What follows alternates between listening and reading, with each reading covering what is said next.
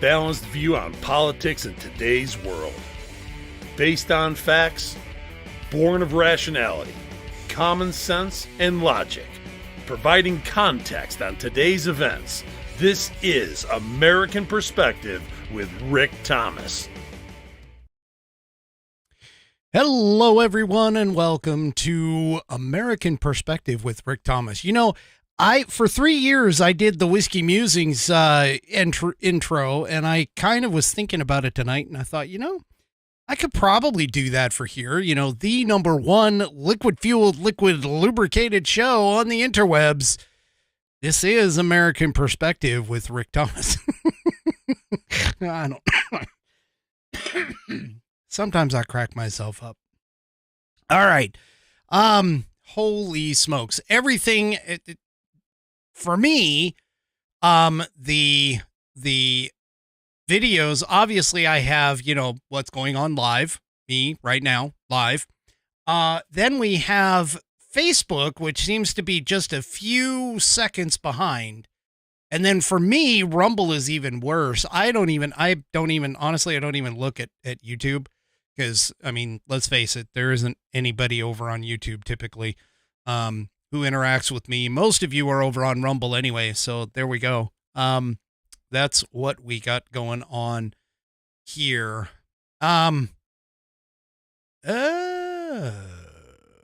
So Music Man misses the Ice Cube drops of the old title.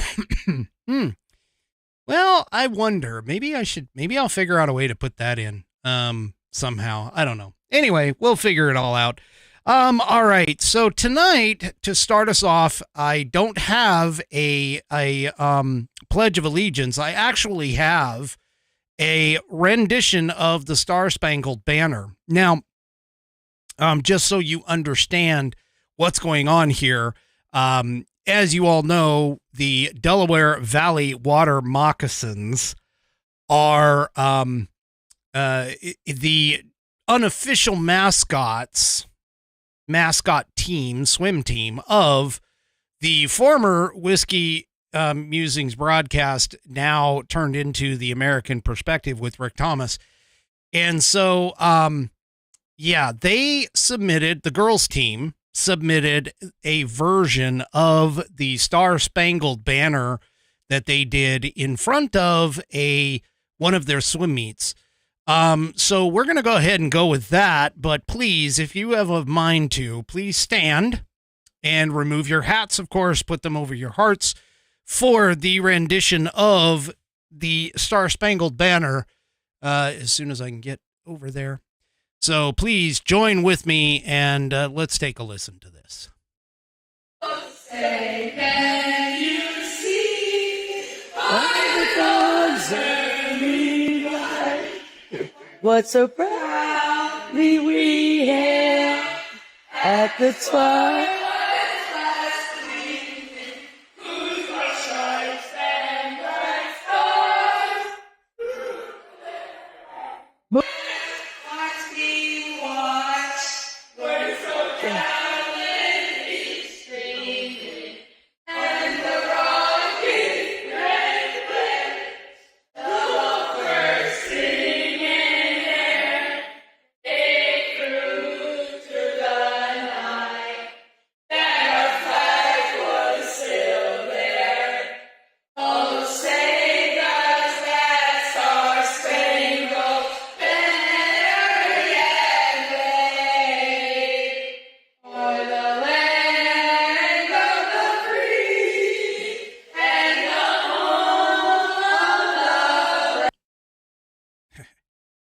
Okay. Thank you, ladies, for that wonderful rendition for it. So there we go. Yeah, quite ready for prime time. That's okay. I'm going to tell you, a lot of people don't know this, but the proper way to actually sing the Star Spangled Banner is truly very difficult for some. And it has to deal with some of the notes that are there. And so it tends to get people. And then, of course, you have the nervousness of being in front of people. You have, especially when you're a young child and not used to that, or maybe not so young child. But anyway, I do have some other pledges of allegiance renditions that have been submitted. I will carry those for the next the next show. But that one came in kind of a off the cuff, out of the blue type thing. I will go ahead and there we go. All right, so let's go ahead and get into, of course, the business at hand. First of all, tonight I am drinking, I'm getting down there in terms of my Buffalo Trace. Buffalo Trace is for tonight, and I've got it in, of course, the We the People rocks glass from LuckyShotUSA.com. And that's, of course, the bullet coming into the glass itself. For those of you that may not know, this is the actual head of the bullet inside the glass is completely covered by glass. So, it doesn't actually, the lead or the brass doesn't actually touch the liquid that's in there. So it's pretty cool, but gift from Mrs. Whiskey. And so, I've got the Buffalo Trace. I got two rocks, two of my whiskey stones in there. You can see them sitting there at the bottom of the glass. And that's what we got in the glass for tonight. Good stuff. All right. So let's move on to, of course, tonight is Saturday. And so Saturday, we do the fan favorite of On This Day in American History.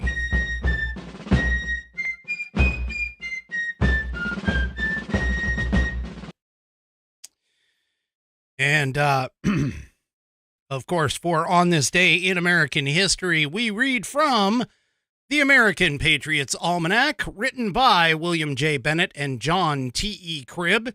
It is chock full of all kinds of little factoids and information of our country and this fantastic American land that we call home, the country that we call home, of course.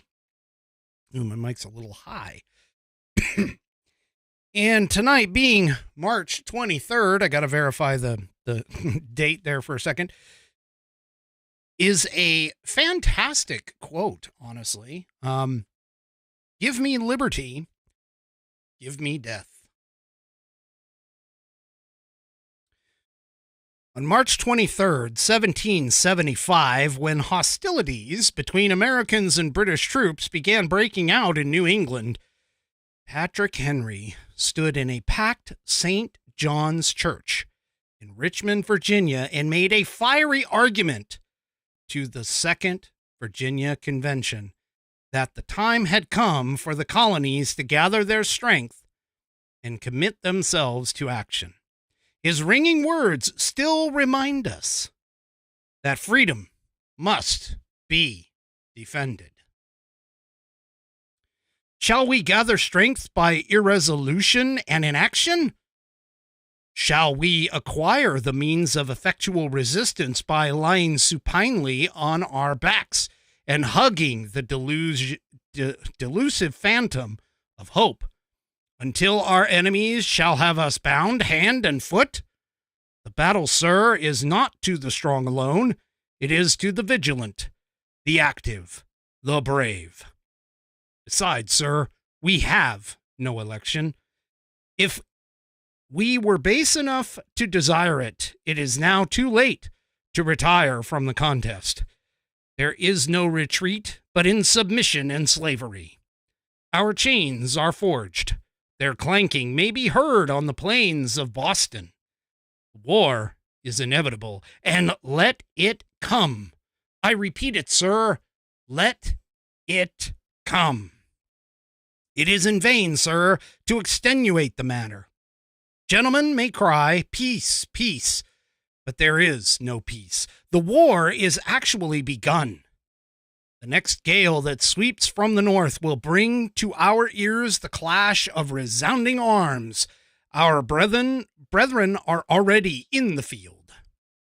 Why stand we here idle? What is it that gentlemen wish? What would they have? Is life so dear, or peace so sweet, as to be purchased at the price of chains and slavery? Forbid it, Almighty God. I know not what course others may take, but as for me, give me liberty, or give me death. And that is tonight's On This Day in American History. We don't have people who give speeches like that anymore. We don't have people with conviction like that, especially not in government anymore. But there will come a time, and I'm fairly certain that it's coming faster than what we are thinking.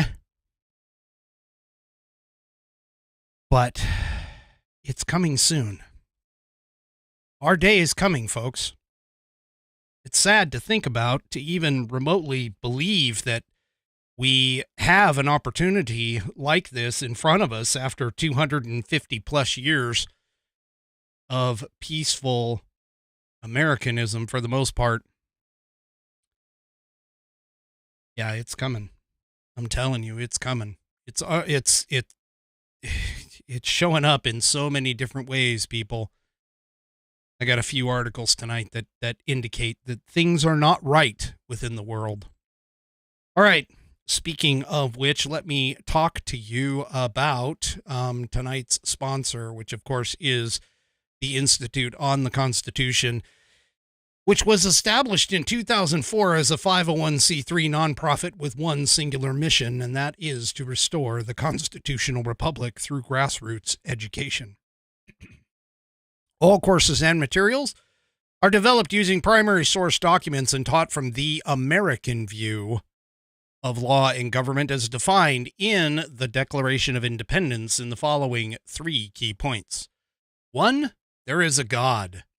2, our rights come from him. And 3, the purpose of civil government is to secure and protect our God-given rights. The IOTC offers the opportunity to educate yourself on our most precious founding document, the Constitution of the United States. They also provide tools to educate your community and get involved with local government. Start by taking their free U.S. Constitution course and go from there. Use my affiliate link, iotc.americanperspective.online, to sign up. And while you are there, take a moment to look through their other course material and information. My affiliate link, once again, is iotc.americanperspective.online to get great content to learn about our historical founding and support the show in the process. That's iotc.americanperspective.online. Or if you just want to purchase this fabulous Saddleback leather-bound U.S. Constitution to support the show, go to constitution.americanperspective.online. Check this thing out. It has got 1/8 of an inch of Saddleback leather wrapping this thing.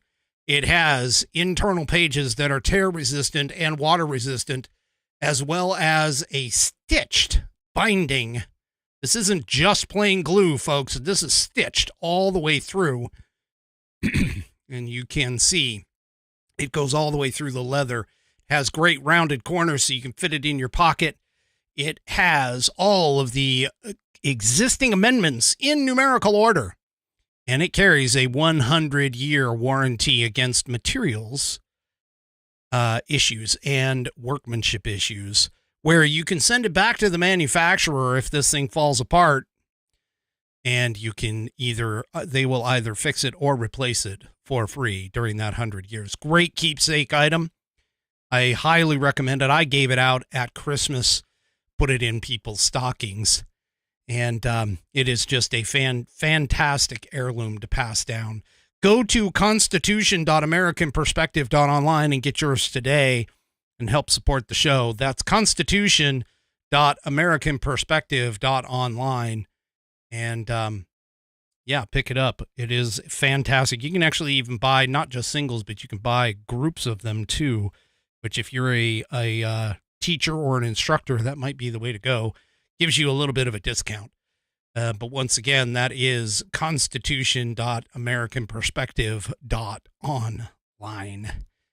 And I, of course, thank the Institute on the Constitution for allowing me to be an affiliate of theirs, and also to go and check out some of the other products at the Institute on the Constitution too. It's not just the Constitution. There's a lot more. But yeah, they are fantastic. And it looks like Music Man over here on Rumble has been funding me for a little bit. He's bought 7 so far, needs to get another one because he keeps giving them to his kids. Not necessarily biological kids, but that's cool. That is awesome.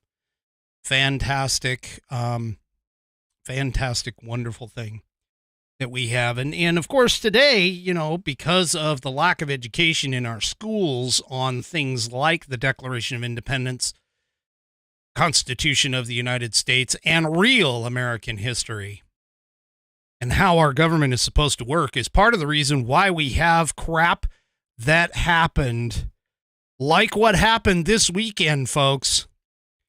Like what happened this weekend. I can't even believe it.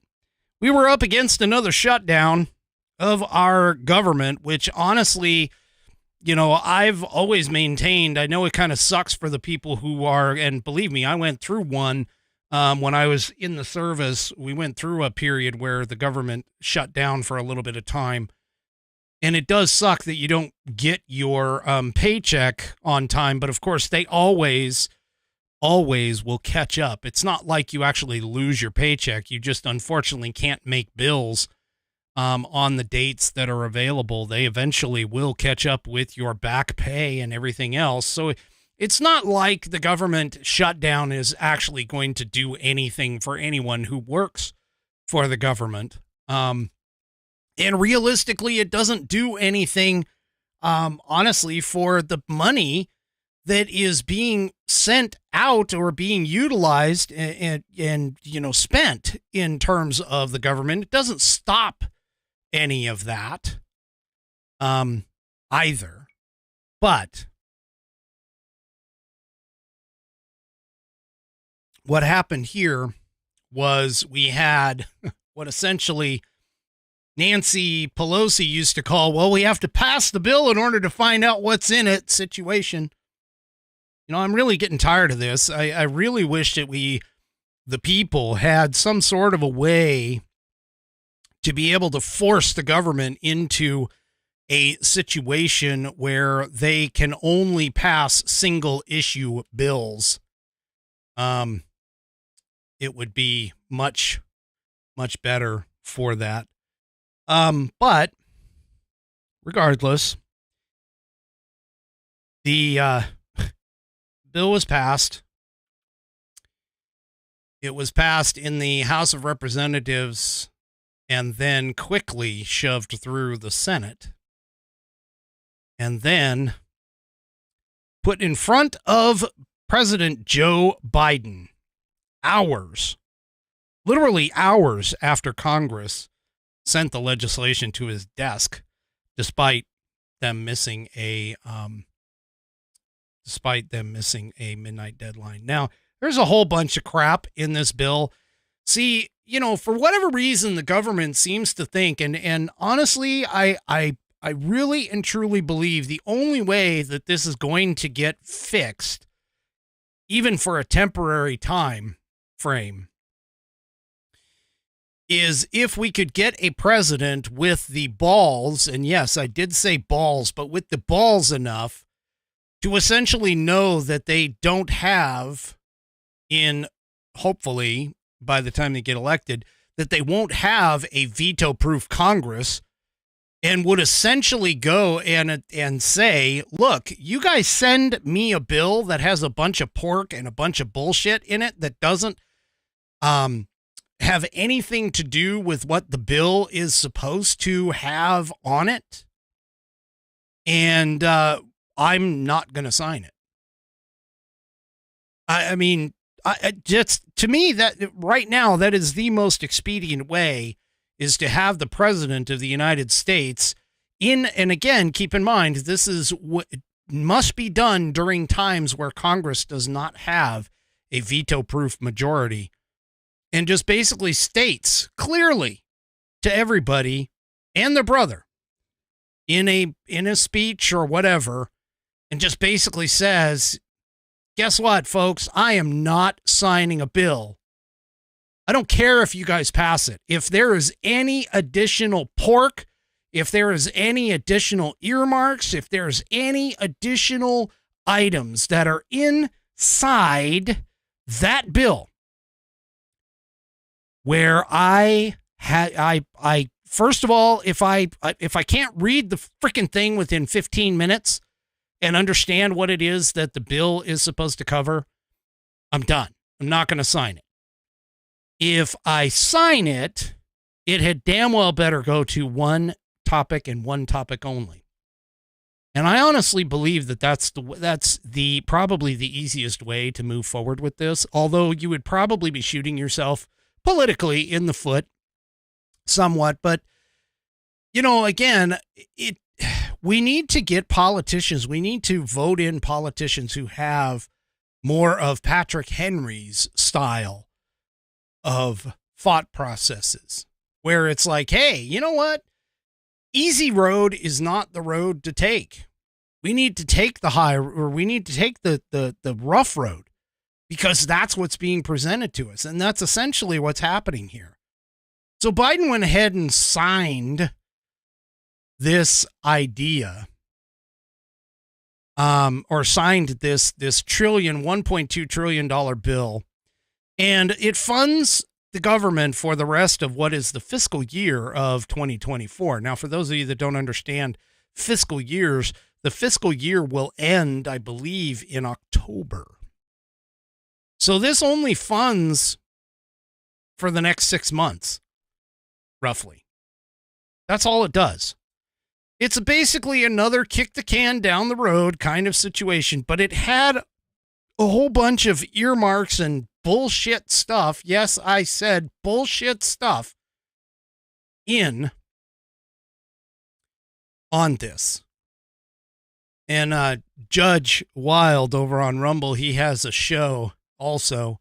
You might want to check it out, but he tried to reference Elizabeth Warren on his show tonight, and the only thing he could remember was Pocahontas. Now, Judge, I'm just going to throw this out there. Anytime I speak about Elizabeth Warren on social media, I call her Folksahontas, F-A-U-X, meaning fake. Fake-ohontas, Folksahontas. I usually hit her with the whole idea because she keeps trying to say that the what do you call it? That the rich need to pay their fair share. That I usually hit her with the little factoid card that I have that shows that yes, they already pay their fair share. But anyway, you might want to try that out. But anyway, so according to, all reports and everything else, this was a bipartisan bill. Just keeps the government open. According to Biden, or a White House statement, here in the piece from the Washington Examiner that I'm showing up on screen over on Rumble, which, by the way, if you haven't, head on over to Rumble and get on there. If you're listening to the audio portion of the broadcast, I highly recommend that you go and get yourself an account, subscribe. It's free. And once you get your account, go and head on over to the American Perspective channel and hit that follow button so you'll know when I broadcast. But anyway, continuing on with this White House statement, it says that the bipartisan funding bill just keeps government open, invests in the American people, strengthens our economy and national security. This agreement represents a compromise, which means neither side got everything it wanted. Bull crap. They got the money. That's what they wanted. That's what they wanted, was the money. Who cares if it screws over the American people? But then it goes and it rejects extreme cuts from House Republicans, expands access. Now listen to this. So this was to fund the government, okay? This was to keep the government doors open. Here's the excess shit. Let's just put it out there. The excess shit that is thrown on here. Now, some of this stuff sounds great, the way they phrase it, okay? But realistically, that's not funding the government. All right? It expands access to child care. It invests in cancer research. It funds mental health and substance abuse care, advances American leadership abroad, and provides resources to secure the border that the Biden administration successfully fought to include. And it says, that's good news for the American people. Now, honestly, what the hell? What does any of that in cancer research, mental health and substance abuse, child care, advances American leadership abroad? How does any of that have anything to do with what's in the freaking Constitution, in particular, Article 1, Section 8, as a responsibility of the government? How is any of that in there? Now, securing the border, okay. You want to talk the border? We can talk about securing the border, but I got something to show you here I got something to talk about here in just a little bit about that quote unquote secure border. So he went ahead and signed it, which, I mean, yeah, let's just face it. We are now tools. We are tools for the American government. We're tools. That's all we are. We're essentially cash cows. They want to tax the crap out of us. They want us to fund all of their pet projects and all of these specialty things that the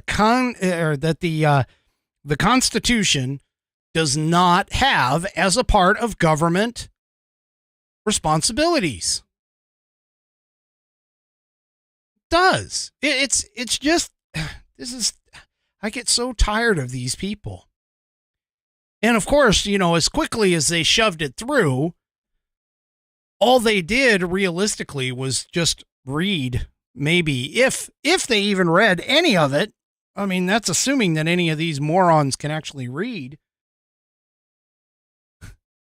But they didn't even bother reading the entire thing. I mean, that was Nancy Pelosi's common thing, was she would toss the bill out and then schedule a vote on the bill like within 24 to 48 hours. There's absolutely no way that somebody can run through a 1,500-page document. A 1,500-page document in just 24 hours. They would have to stay awake the entire freaking time to read it, and that's assuming that they could even read fast enough. That's assuming that these individuals, who are probably some of the dumbest individuals on the planet, I mean, let's just put it out there. Anybody like AOC, for an example. Anyway, I'm a bit irritated with this, but what was the response to this thing? Well, the response was, and this is truly kind of a WTF moment. But MGT, Marjorie Taylor Greene, this is also in the Washington Examiner, files a motion to vacate Speaker Johnson's position after the bipartisan spending deal. All right, folks, I'm just going to throw this out here. I mean, as much as I would love to say that we have somebody waiting in the wings, we're sort of like the Democrats. We don't have anybody with any good integrity or cojones to be able to stand up to these morons. And not only that, but there's a couple of things like, for an example, Ken Buck leaving which puts our razor-thin majority at risk, this is going to be a bit of a problem. If we keep freaking cutting speakers out, regardless of what her purpose and motivation was to do this, we keep cutting speakers out. We don't have anybody who literally is going to step up and can gain the votes. That's the key, is being able to gain the votes to actually gain the speakership. We might have somebody who people love, like, a Matt Gaetz or a Chip Roy, or any other member of the House of Representatives who might be able to be the big ball buster on the stand in the speakership, but they have to get a majority of the votes, and that's part of the problem. If you recall, McCarthy went through a crap ton of time just to get in the speakership at first, and then he went ahead and got cut out by Matt Gaetz because of a negotiation that, ironically, Mike Johnson was pretty damn close to it. Now, once again, I'm just going to point this out. The Dems do this all the time. The Dems have it down. They have their voting system down. If it's anybody other than a Democrat, they're not going to vote for that individual. They don't even care if they don't like the individual Democrat. Okay? They don't even care. There isn't any of this little infighting, at least as far as when you look at it from the outside looking in. There isn't any of this infighting. There isn't any of this suggestiveness. There isn't any of this, oh, well, I like, so-and-so a lot better than so-and-so. And so, the person A, I'm not going to vote for them. I'm voting for person B. Hell no. They look at the back of the name. If there's a D behind the name, indicating that they're a freaking Democrat, they're going to vote for him. Doesn't matter. And what are we going to end up doing? We're probably going to end up, and this, seriously, I honestly believe that there are some Republicans who might be impatient enough, who are just, screw it, and vote for Hakeem Jeffries, who has got to be the most stupid person in the line who could potentially become Speaker of the House. This is madness. This is like trying to play checkers when somebody else is playing chess. And I'm not saying that the Democrats are smart enough to play chess, because believe me, I don't think that they are, but this was, I understand why she's trying to make a name for herself or something along those lines, but you can't play these kinds of freaking games when you have literally a paper-thin majority in the House. This is not where you start playing these stupid-ass games. And whether you like MTG or don't like MTG, it doesn't really matter. The fact of the matter is that the Democrats have got their game together. They always have. And this is part of the reason why, as Republicans, we have a problem with this. First of all, we don't seem to want to actually play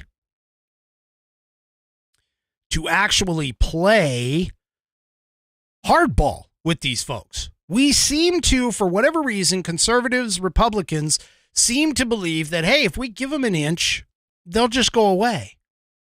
And they don't. They don't ever go away. And we need to stand up to these assholes. I'm done with this. This is sort of like that playground bully who goes around and freaking every time somebody comes around and he says, oh, I'm only going to take $1 of your lunch money. And they take the $1. And then the next day they come back, today I'm going to take $1.10. You got to hit them back. You got to hit them back hard, and you've got to shut them up. We can't afford to play around this way. And that's exactly what is going on right now with these jackasses who are in our congressional seats. Now, if MTG's motion hits the floor, okay, and here's what I'm talking about. Because of the fact that Speaker Johnson has played the center as much as he has, he's actually garnered some Democrats, believe it or not, who will vote to keep him. Now, do you honestly believe that Johnson is not going to owe them something? Because everything in government, honestly, is essentially a negotiation. It's what can you get for things that you do or don't do. That's essentially what this is.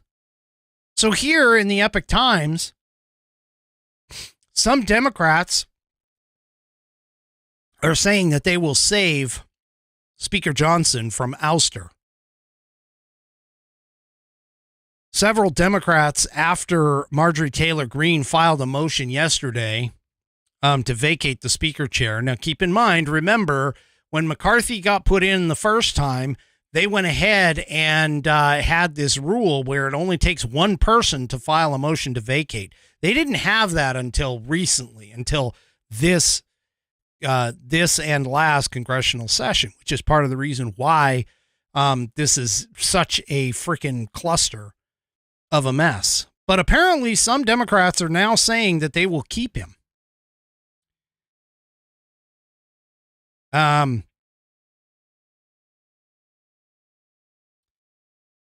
So before, all the House Democrats voted with the gang of 8 Republicans led by Matt Gaetz to oust former House Speaker Kevin McCarthy in October of 2023. Several Democrats are actually signaling that they're going to keep Johnson around.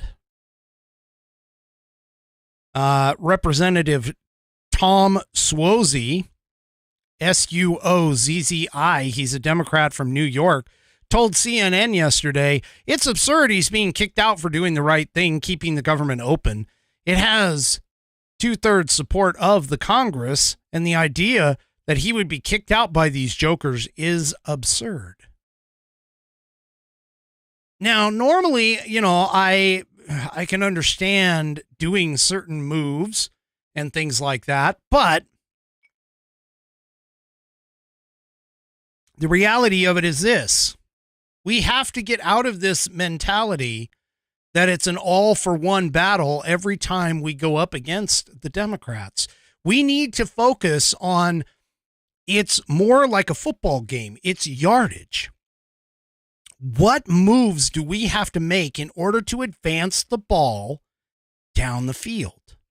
In order to advance the ball toward the goal, which is Americanism and saving the republic from these leftist, Marxist, communist lunatics that are in the Democrat Party, that have taken hold, that have grasped the Democrat Party, and especially Joe Biden by the balls, and are making him be more left than center, like he was supposed to be when he was running for president in the basement and being the basement effing dummy. Now, we have to pick and choose because of the razor-thin majority in the House. We have to pick and choose, and we're starting to lose that razor-thin majority even more. Because of the fact, and I saw this, give me just a second. I got to find it because I saw it. Oh, shoot. Maybe I shut it. I might have closed it. There's another Republican who has said that they are going to, they've announced that they're going to resign. So now instead of 3, I think we're down to 2. So all we have to have is 2 defectors and we're screwed. Folks, these never Trumper Republicans and these rhino Republicans that are taking off like Ken Buck, and I can't remember what this guy is, but what this guy's name is. But here we are. We've got yet another one. And Ken Buck, when he left, if you recall from one of my other episodes, Ken Buck mentioned there were at least 3 others that were going to leave. Now, keep in mind, we lose the speakership, okay? And let's just say we happen to lose it, and it goes to Hakeem Jeffries. Well, now Hakeem Jeffries goes, and I've mentioned this before. Others have mentioned it before. Other pundits have mentioned it before, but I'm bringing it to the forefront again because apparently people don't seem to get it. We lose the majority. We lose the speakership. We lose all of these wonderful things that Jim Jordan and James Comer are bringing up about Joe Biden. Those investigations, they're gone. The investigation that Jim Jordan is attempting to start into Fani Willis from a federal government perspective on this, that is never going to start. And we're going to end up in a losing situation, even if we do get to the point of 2024. Now, what's even worse, though, is this. If you recall, a couple of episodes ago, I brought up an article that talks about the fact that the Democrats are already saying that they won't certify an election where Donald Trump comes out to be the winner. Now, if you think that January 6th, and Judge Wild brings up an excellent point here, he says when the investigations are gone, magically the evidence will get lost. Look at what happened with the January 6th committee. That all of a sudden they didn't hang on to their evidence, and it disappeared. And it turns out that we find out that, yeah, actually there was a lot of evidence that should have been brought out. Folks, this is very precarious. And I understand what MTG is trying to do. She's trying to make a name for herself. She's trying to show that she's got, I mean, how a woman can have this, I don't know, but she's got the balls to go ahead and stand up for all of this. But folks, we need to use our collective heads on the conservative side. We need to understand that we're looking at the short game. They keep looking at the short game. We need to look at the long game. We need to start looking beyond just what we can win today. Not necessarily taking the expense of today or the expense of the wins that we can get today. But we need to really be looking more long term. We've got to strategically put our pieces in place, and we need to be able to think more of a longer term strategy than just this, I don't like Mike Johnson because he brought this stupid ass thing to the floor. Boost him out. Kick him out. We're done. Well, who are you going to put in his place? Just like many people asked of Matt Gaetz. If you get rid of McCarthy, who's next? Who is next on the floor? Who can do this? It's not like it's that simple, people. It's not like it's that simple. We're in this situation right now, even with presidents. I mean, part of the reason that Joe Biden is still running is because they really don't have a secondary backup. Their supposed backup in Kamala Harris is just a freaking train wreck.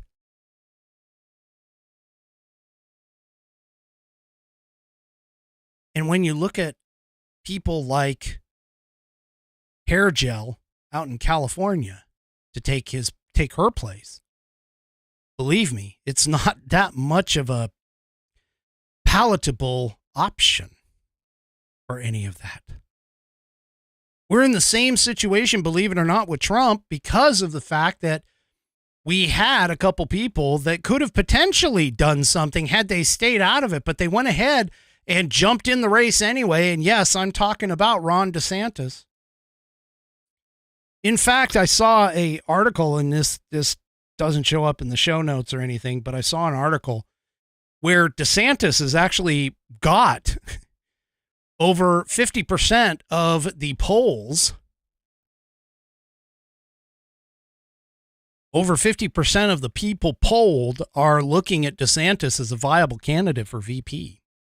Now, he's already said he doesn't want it, but then again, he also said that he wasn't going to run against Trump. So, we all know how good his word is when it comes to this stuff. But I'm frustrated. Because it's not so much that the Democrats are screwing up the country. It's that the Democrats are screwing up the country and the Republicans are letting them do it because they're making stupid moves. This is ridiculous. Now, Ron DeSantis has got his good points. He's been a fantastic governor for the state of Florida. And again, I think if he had done what he said he was going to do, which is stay out of it until 2028, he would have been a shoo-in for the presidency in 2028. We would have had potentially Trump 2024, DeSantis 2028, and 2032.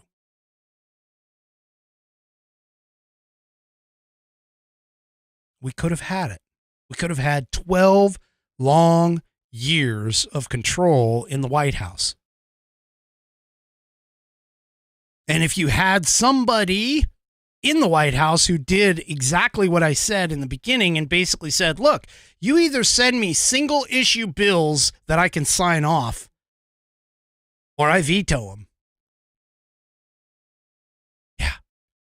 Yeah, that's the kind of president that we need. That's the kind of action that we need in the White House, especially with a veto-proof majority. I'm sorry, without a veto-proof majority like we're in right now. All right, so looking away from this, we're going to look at the world stage. Okay. Something happened which most people understand, and most people who've been alive for a little bit longer than, yesterday know that Russia doesn't get attacked like this too often. Okay. Russia doesn't get attacked like this very often, or at least we don't hear about it. Well, this kind of is, in my mind, a bit of a canary in the coal mine to let people know how badly the world stage is in actuality. If it weren't bad enough that we had the Russia and Ukraine thing going on, okay, if we didn't have things like what's going on in Israel and the Gaza Strip, if we didn't have things going on like the Houthis and the still potential invasion of Taiwan in China, this would be a more of a canary in the coal mine as well. Check this out. Apparently, there was a terrorist shootout in Moscow, in a Moscow concert hall that has left over 100 casualties. Now, ISIS has actually claimed responsibility for this since, but it was a terrorist attack on the Crocus City Concert Hall and Mall in Moscow, Russia on Friday night that has reportedly not concluded at the press time of the outlet the Russian outlet RT had reported. Now, keep in mind, I'm not, I feel for the Russian people. I do. And, honestly, having a dictator as their president and government, obviously that's an oppressive regime. We don't do that here in America, so on and so forth. But the thing about it is, though, is that stuff like this doesn't happen in Russia. Stuff like this doesn't happen in Russia, and yet here it is. Now, according to a new report by Fox News, the death toll rises to 133 in the Moscow attack. And the Islamic State of Iraq and Syria has claimed responsibility for it. And once again, 11 suspects have been arrested. You also know that this was one of the most deadly terrorist attacks in Russia in years. Now think about this. This is Russia, okay, where they have things like immigration laws and border security, okay? You keep looking at places like this, and if ISIS was able to pull off this kind of attack over in Russia, what do you think is going to potentially happen here in the United States with our open border? Okay, what do you think is going to happen in the United States with our open border? We have close to 9, almost 10 million people that we know of that have come across the border and that have been released in the country. There's probably more than that if you count all the gotaways, if you could even count all the gotaways that we don't even know how many have come across. This, folks, this is a bit of a scary, scary thing. If ISIS can make it in there, in Russia, knowing that Russia was on not only wartime footing, but also has some of the most tracking and oppressive regimes, arguably within the world itself. And here we have country, and not only just the country, but it's their capital city of Moscow that got hit.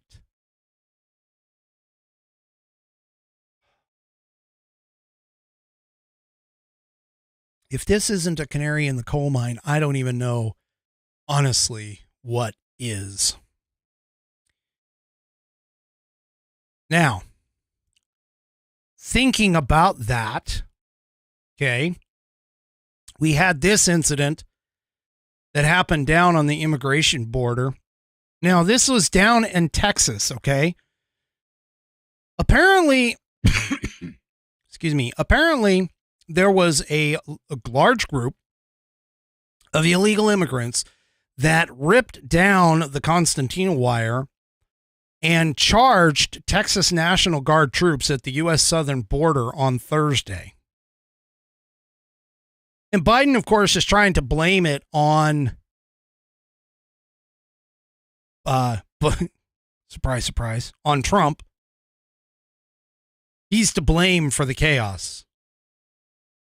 They're going with the idea that, of course, that because Donald Trump told some people to not vote for the border security bill that didn't really have border security, that basically just put in an express lane for the illegal immigrants to gain and get in faster, which, by the way, I didn't even talk about. I didn't even talk about the fact that a vast majority of paperwork, I didn't even talk about this last episode, but the vast majority of the paperwork that normally should be filed by the DHS so that these illegal aliens can get their asylum trials or their asylum hearings underway, a vast majority of the paperwork didn't even get filed. In fact, it was up, I think, the problems that they were having with paperwork being filed properly has gone up 932% just in the last couple of years. for this. Okay.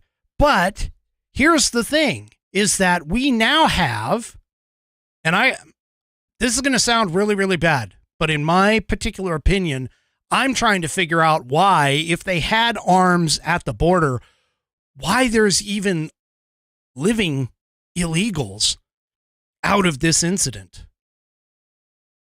They should have immediately been engaged with firearms and dropped right where they stood. These people are not families, regardless of what you're being told. These people are not families.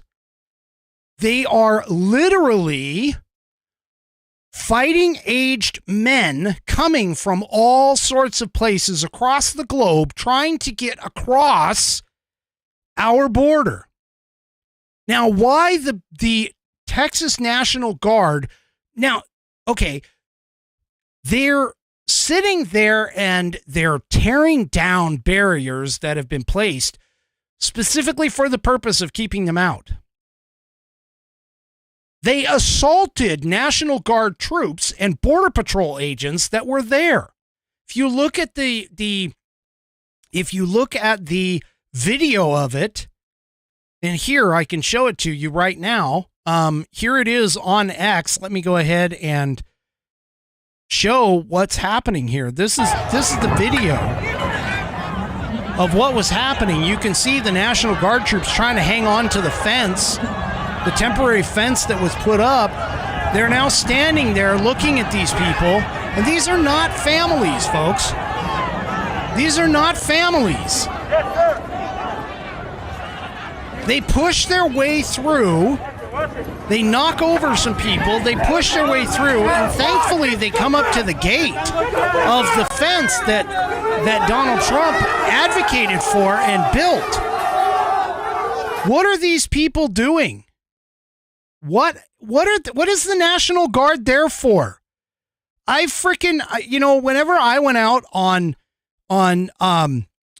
patrols and stuff like that, when you look at things that the National Guard does, and they're walking around, if they're walking around with rifles in their hands, they should be issued a magazine full of ammunition, especially in a situation like this. This is not something simple. This is not like American people and the American, civilians who are under this. They need to have the order that if they are engaged, they need to drop people. I guarantee you that if they had dropped the first couple people that had come across that line, that would have been the last couple people that would have come across that line. Now, I'm of the type where I'm totally open to allowing legal immigration. I always am. I always have been. You want to come here, come and join the greatest country this planet has ever seen, the most productive country this planet has ever seen? Absolutely. Come on across. But areas where there's no gates, areas where there is, there's no pathway, there's no border patrol station, there's no way to process these folks, those areas, we should have a concrete wall that's like 30 feet high with freaking sniper nests in it and a 30 or 40 foot minefield. We should be looking like what our border looks like with Cuba in Guantanamo Bay. That's what we should have on our border. It's ridiculous to think that we've had nothing but a tin fence with holes in it and all other kinds of stuff. I'm sorry, we are beyond what would be considered socially acceptable for all of you leftist morons that are out there. We are beyond that now. We are beyond that now.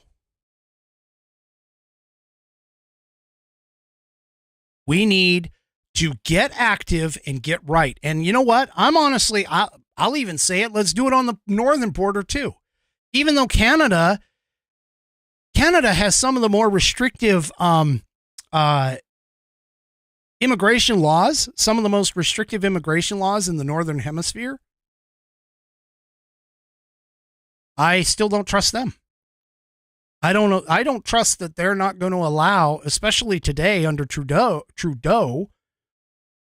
We have people who are dying here in America because of illegals that have come across this border.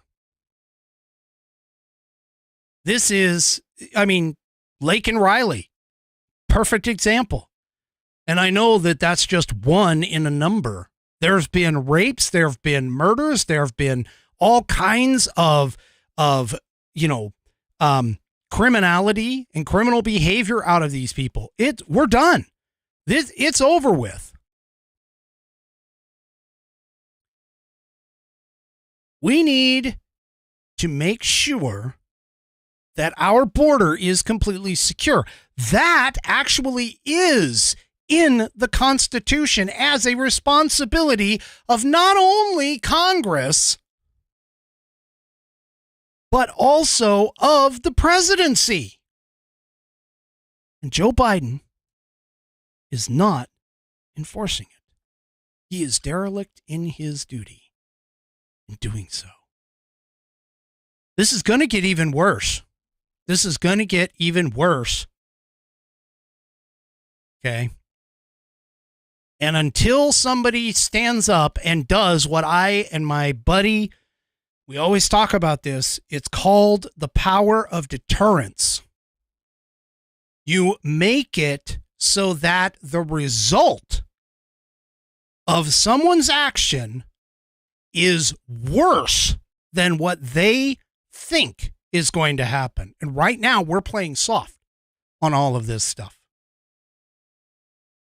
I don't have any problem or truck with the idea of making sure that these people who do not belong here,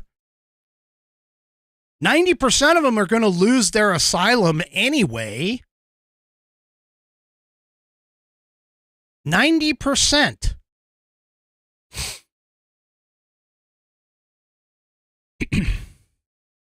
I'm done with this. I am done with this kind of thing. We need to finish our wall. We need to spend the money not over in Ukraine, not on all of these things like paying Egyptians to get an education in Egypt. That's not our responsibility. The Congress needs to get back within the confines of the Constitution of the United States, Article 1, Section 8, and do just what is there. 10th Amendment applies. The 10th Amendment applies. I am tired of this.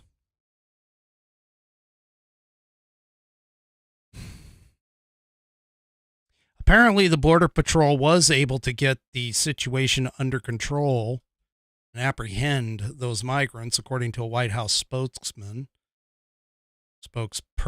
spokeswoman, I don't know. But Joe Biden tries to blame Trump for all of this. No, Joe. You're the one to blame because you're not enforcing the law.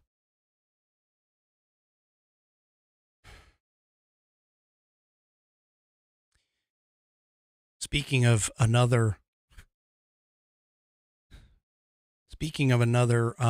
issue with an illegal, Governor Healy, I'm not even sure where she's from. Oh, Massachusetts. And she's a Democrat too. Hey, check this out.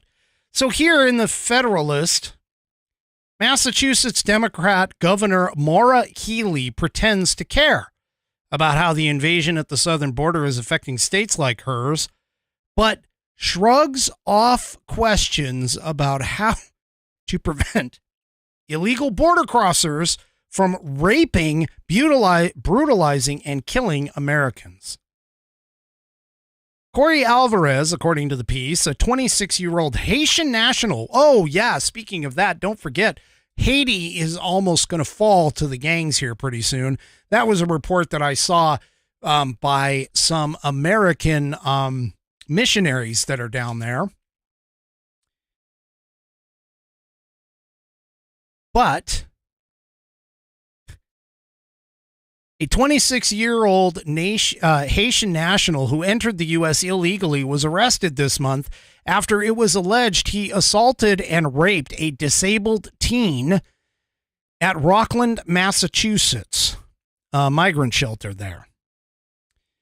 Alvarez didn't, according to the piece here, Alvarez didn't simply cross into the U.S. on his own accord. He took advantage of a taxpayer-funded flight from Haiti to New York City as, quote, part of the Biden administration's illegal categorical parole program known as the CHNV that allows up to 30,000 Cuban, Haitians, Nicaraguans, Venezuelans to fly into the U.S. each month. House Republicans noted in a recent letter probing the illegal presence in the U.S., the illegals' presence. Now, you recall there was an article within this last week that 320,000 got moved around, flown by Biden to all different parts of the country. Yeah. Folks, Biden is the worst president in my lifetime, potentially in modern history, and may even be vying for the worst in entire history. Granted, he's got some notables like Woodrow Wilson and FDR, and I'm trying to think, Obama, can't forget him, in the running as well. But this is going to get worse before it gets better. And if you think that 2024, even if we do get Trump in, if you think 2024 is going to be the end of it, I guarantee you their death knell is going to be even worse.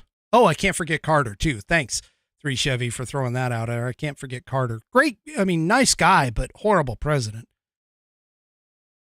If you think any of this is going to, calm down in 2024, we're talking probably several years of cleanup here. I hate to be the bearer of bad news with this, but it's true.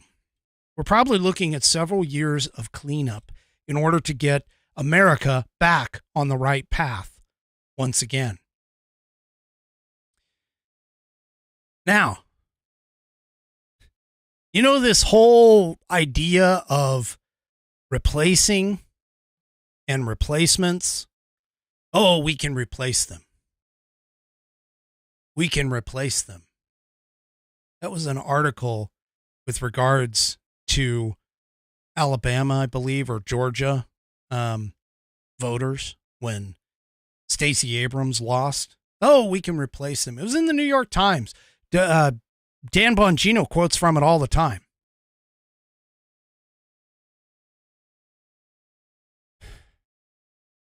Well, here it's being put into practice. And they've already done this in a couple of California cities, by the way. But here in the National Pulse, a federal judge, has upheld a Washington, D.C. law that enables non-citizens, including illegal aliens and foreign embassy personnel, to vote in municipal elections. On Thursday, Judge Amy Berman Jackson ruled that the Immigration Reform Law Institute, the group that challenged the law, lacked standing. She argued that they were unable to demonstrate measurable damage due to non-citizens voting and running for local office. Folks, look, this is all part of the freaking plan, okay? This is all part of the plan. The plan is to get people used to illegals voting in local elections.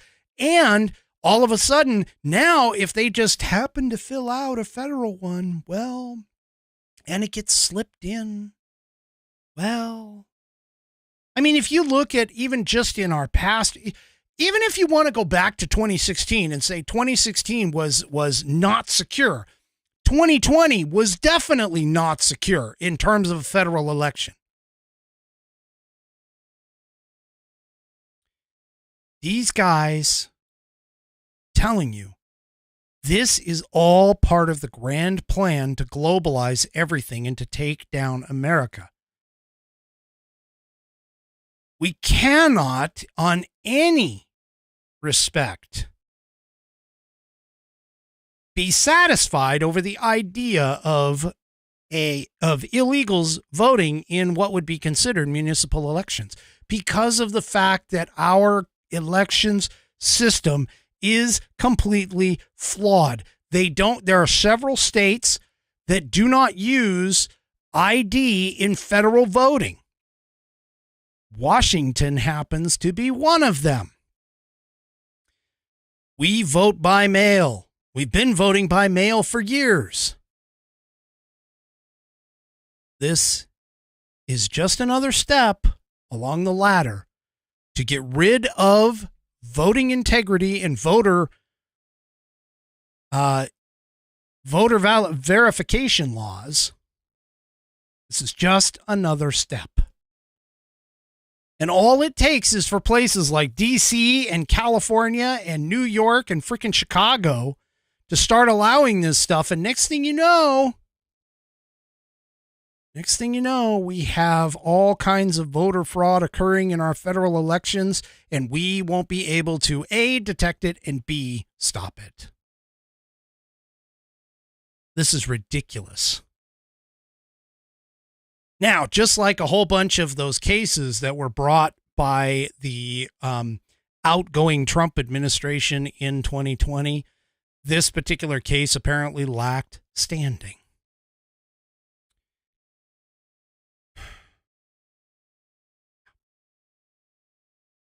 This is horrible. Our country is on its downward slide. And until we get it back under control, you're not going to be able to necessarily move forward. All right. So speaking about 2024 really quickly, okay.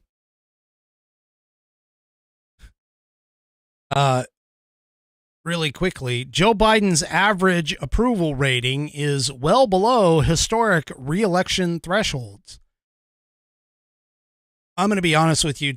Even though this stuff has been coming out day after day after day for the last couple of months, don't put much stock into it because of the fact that we were under the impression that if somebody didn't pick up the bellwether counties, that there was no way that they could get beaten. If somebody picked up those bellwether counties, that there was no way that they could get beaten in the election. And we saw that in 2020 where Joe Biden didn't pick up the bellwether counties or the majority of the bellwether counties, and he ended up being elected. So don't put a whole bunch of stock in crap like this. But his average approval rating is well below re-elections. Here's a graphic. And again, if you're watching it on Rumble, you can see this graphic. There's the Real Clear Politics average is showing a spread of about 16 points between the approval and the disapproval. Approval is running right around 40% from March 8th to March 19th, and disapproval is running around 56.3%. But here's the thing, is that's a culmination of a bunch of different ones that are out there. And you can see in this graphic, there's 2, 4, 6, or 7 different polls that they're pulling from. This is not looking good for it. Biden is running right now in March 20th of his 4th year in office at 40.3. Trump was at 44.3 this same time. Obama was 47.5 and Bush was 50.1. And out of that, the only one that got reelected was Obama. But Biden is 7.2 points behind him. The spreads are in the negatives across the board. And if you take a look at a past historical, even beyond like Obama and Bush, you can look on this graph here. Clinton got reelected in 1996 with a 55% approval rating and a 54% approval rating right before the election. George H.W. Bush in 92 had 37% approve him in June of the re-election year, and then his final measure before the election was 34%. He did not make it. If we compare to Carter, Carter had 32% in June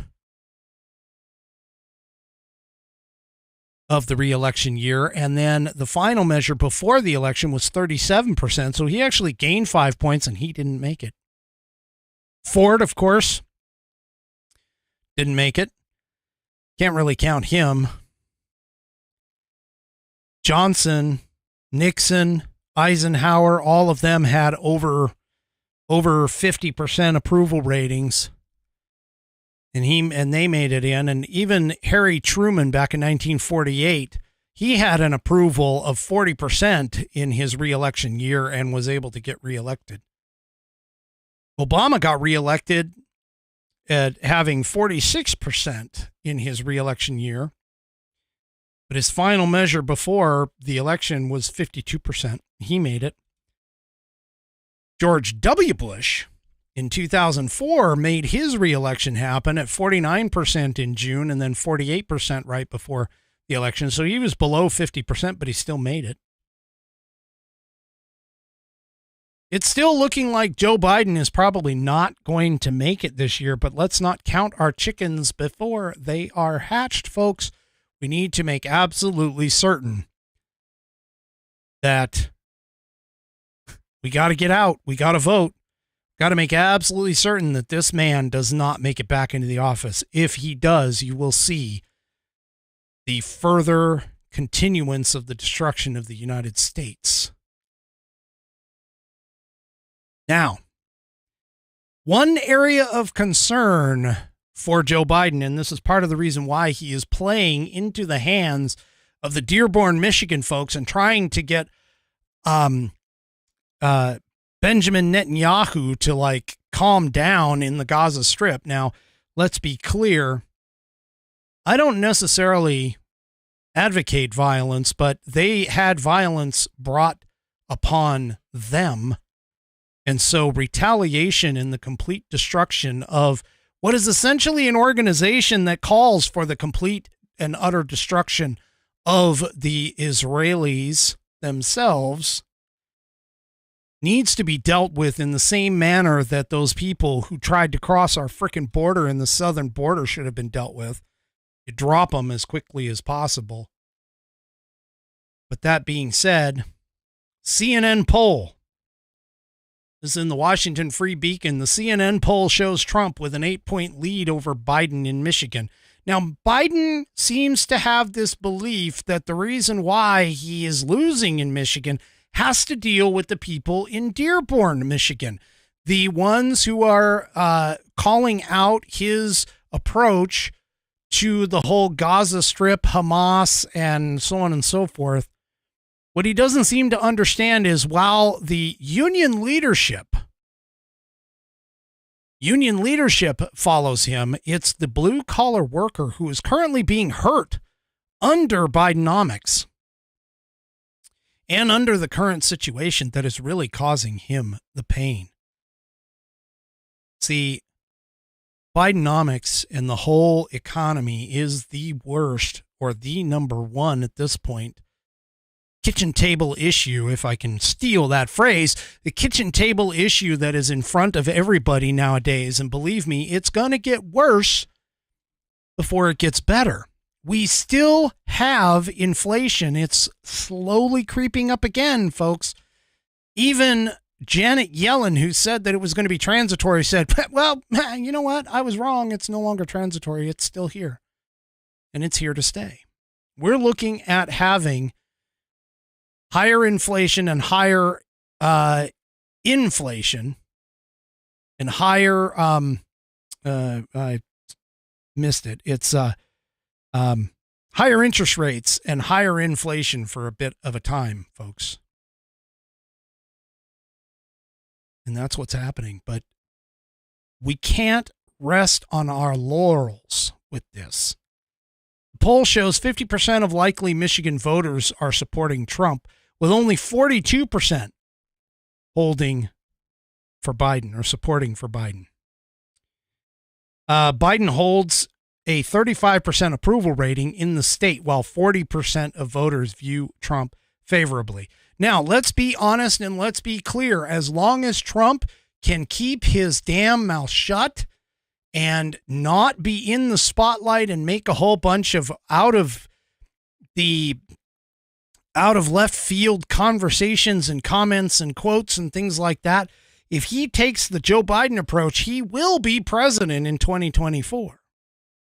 His policies are great. I agree with his policies. His political aspirations, unfortunately, some of the things that he just says off the cuff are what causes him trouble. And I like the guy for his policies, but make no mistake, that doesn't necessarily mean that I want to be his best friend for the rest of his life. And I will support Trump. I'm going to support Trump because he is the only candidate that is going to be able to get rid of Biden at this moment. But we have to support him by adding additional support in our congressional races and our Senate races as well. Now, keep in mind, congressional races are the House of Representatives. Sorry. Potential according to the piece here, potential third-party candidate bids also hurt Biden more than Trump. So keep in mind, though, that we may be in a huge predicament here. Because again, for those of you that are not aware, if Trump or Biden or RFK Jr. does not get the 270 votes in the Electoral College in order to cross that finish line, it goes to the House of Representatives. And this is why the House of Representatives is extremely important. We potentially could be looking at, now I know we're like 6 months out on this, but we could potentially be looking at a situation where third-party candidates pull enough votes away from both leading Democrat and Republican candidates, and we end up with having to go to the House of Representatives. And if the House of Representatives is split evenly down the middle, we could potentially still have a Democrat president, and that might be what they're banking on, and what these stupid Republican games that are being played right now are not playing into the hands of being able to ensure that if Trump were not to make 270, that we could actually overtake in the House of Representatives to be able to bring him across the finish line.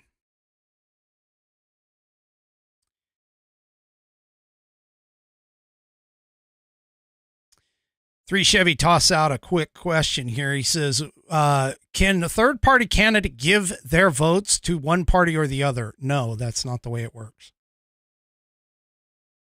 The Electoral College will decide, and if they don't make enough votes at 270, it's clear in the Constitution that it goes to the House of Representatives. And it goes and each state gets one vote. All right, so let me move on to tonight's question of the week. Used to be called Question for Whiskey. I called it Question of the Week. We can still call it Question for Whiskey. Whatever, whatever we want to do it, I guess. But this one ironically is not a political question. So here's the thing. for those of you that don't know, I do question of the week on Saturdays. You can submit those to fans at americanperspective.online. You can do that to fans at americanperspective.online. And then Wednesday nights, I do Pet of the Week. Now, granted, I haven't done a Pet of the Week segment for a little while because I haven't really had a Pet of the Week. I do know I have a video to show. I'm probably going to get smacked here in the chat about it. I do have a video, but unfortunately, I haven't played it the last couple of weeks. So if you have a pet that you would like featured on Pet of the Week, that would be awesome for you to submit also to fans at americanperspective.online. But tonight's question comes from Buddy Weiser over on Rumble. And he says, "Good day, my friend. I hope this message finds you well and with stout spirits. I was going to ask a typical political question, but then reconsidered. My query is this. If you had to do battle," and of course this is pre-mechanized, "from horseback in a cavalry regiment, what type of equine would you choose?" For those of you who are not quite educated, equine means horse. What type of equine would you choose to use in battle and why? He also says that I can get extra credit for photos. I may or may not have photos. Now, here's the thing. We may actually end up in that situation. I'm going to be honest with you. If the left keeps pushing the narrative of no freaking fuel, no gasoline, we could have a bit of a problem where we won't be able to make our engines run, and the electrical, we won't be able to charge. But that's not part of the question. So let me go ahead and just say this. For me, it's not so much a breed of horse as it is more of an individual attitude of a horse. Now, keep in mind, during the Civil War, during the American Revolution, during World War I and somewhat, a little bit, because they had a little bit in World War II, but World War I for sure. The most common horses that were being used were descendants of horses that were brought here, meaning you're looking at Morgans, thoroughbreds, American standard bred, some of those type horses. And the U.S. cavalry actually had, for a time, a standard where the horse had to be between 14 and 16 hands. For those of you that don't understand horse terms, what a hand basically is essentially the width of the average hand from top to bottom when placed sideways, like you see on the screen here. And that generally would be somewhere between 4 to about 6 centimeters each. And what you would do is you would basically walk up the horse's front leg from the hoof all the way up, just stacking hand over hand over hand, counting until you reach the horse's withers, or the top of the horse's shoulder, where the neck and the back connect up. They typically would want something more of a stockier kind of horse. And honestly, I would kind of tend to shy away from some of the larger breeds, although, things like the Percheron, the Clydesdales, those would be great for hauling around like cannons and things like that. But for a cavalry regiment, which typically means that everybody's on horseback and uses small arms, you're not going to want something necessarily that size. Now, in terms of temperament, I can tell you that many of the descendants that have come down, so some of the Mustangs, and like I was saying, the Morgans, you still have Morgan horses and things like that. The American quarter horse is descendant of a lot of the Spanish breeds that were brought here originally, and some of the breeds that were brought here originally with the colonies. And a lot of those generally tend to be more on the stockier side, rather than being like a larger horse. They tend to be a little more stockier. They've got a much more stronger, heavier rear end, which, considered the butt, the hocks, the hip, or of the horse itself. And those are indications of potential speed, agility. Generally the stockier side of the horses are really going to tend to be that way. However, there are some breeds that are genetically have been bred superior for a lot more of a rounded type horse.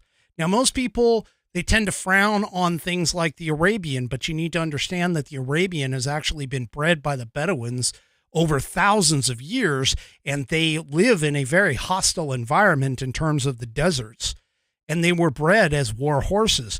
They actually scientifically have shown that Arabians have one less vertebrae in the back, which makes the back stronger.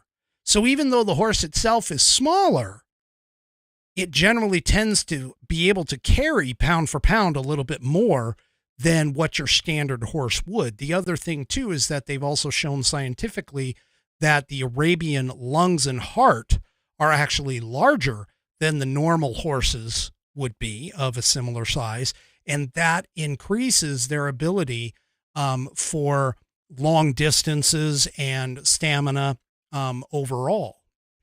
So realistically, what I'd be looking for potentially in a mount, if it were me, is I would want one that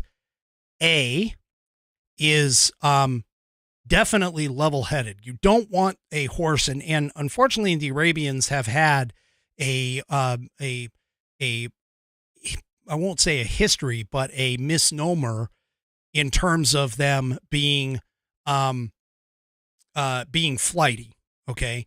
But I would want one that is steady and level-headed, that could actually be in the space where bombs are going off and in shots and everything else, and they're not freaking out. Now, you can train a certain amount of that out of a horse.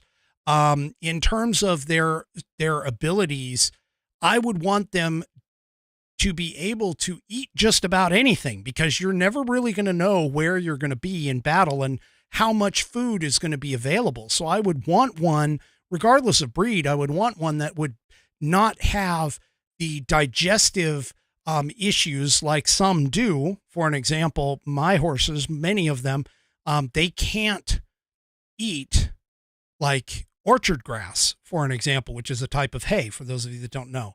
The orchard grass, of course, causes them to get diarrhea. You don't want that in a horse. You don't want them to have gastrointestinal problems. You also want ones that have a hardy foot. This is why, because as the old saying goes, no hoof, no horse. This is part of the reason why the American Western Mustang, the Mustangs of old, were very popular, because their hooves are really very hard and tough. They're running over rocks and things like that, and they tend to be a lot less flighty and a little bit more level-headed, and they also tend to be very strong and hardy. They can eat just about anything.